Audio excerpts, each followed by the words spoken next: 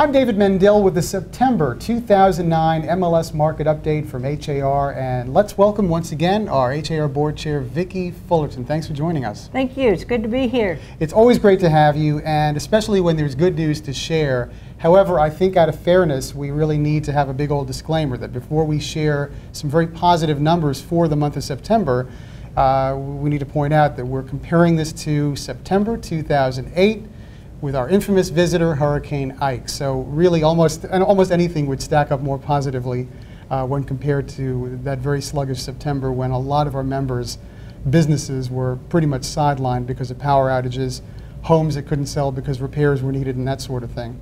Let's first take a look at those numbers, and then let me get some feedback from you on what you think they mean. First of all, single-family home sales rising 32% year over year, which also ends the 24 consecutive months of declining volume that we saw. As for pricing, the median price of a single-family home rose for the fifth straight month to really the highest level ever recorded in Houston in a September of $156,200. The average price reached the second highest level ever recorded for a month of September, and that was $205,925. What's your assessment of all this? Well, if you remember last month, we were talking about, we were anxiously awaiting those statistics. And I think it was just really reflective of what happened to us last September, more than anything. And the confidence level in Houston has increased, as evidenced by the number of transactions, the volume in the field, and the activity out there. Houston is doing really well right now. I'm pleased with those numbers. We should also point out that as far as pendings go, we had a total of 3,650. That represents 41.3% increase year over year. Now, I guess because Ike is sort of the wild card here, it's not clear as to whether, ordinarily that might portend a real positive month for October. Any guess as to whether that is in fact the case, or do you think that Ike created what may be perceived as somewhat of an anomaly? No, I really think we're going to see 2 more months of increases, because Ike wasn't just a 3 or 4 week period.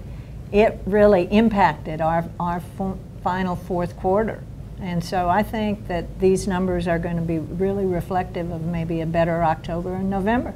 And I guess we're still also seeing and reaping the benefits of the ongoing interest in the first-time homebuyer tax credit, which is about to expire. Yes, it is. And if they're not already on contract right now, David, it's probably not going to close. Okay. Because if it doesn't close by 11:59 on November 30th, it goes away. Now, understanding that this could date, because we are recording this on October 19th, but there is an effort afoot, a rather strong effort afoot, to convince members of Congress to push for an extension of that first-time homebuyer tax credit.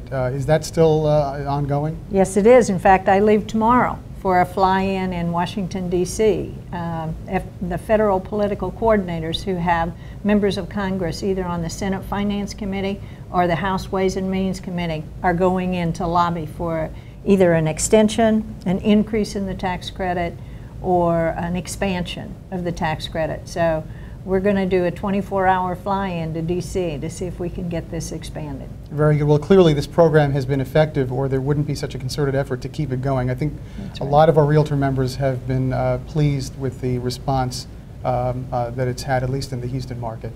Well, I think so, and I think the first-time home buyers are very educated on this issue now, and they're pushing their realtor to get me in a house so that I can take advantage of this tax credit. Well, thanks so much, Vicki, as always. And back in another month, we'll take a look at the October numbers from the MLS. For HAR TV, I'm David Mendel.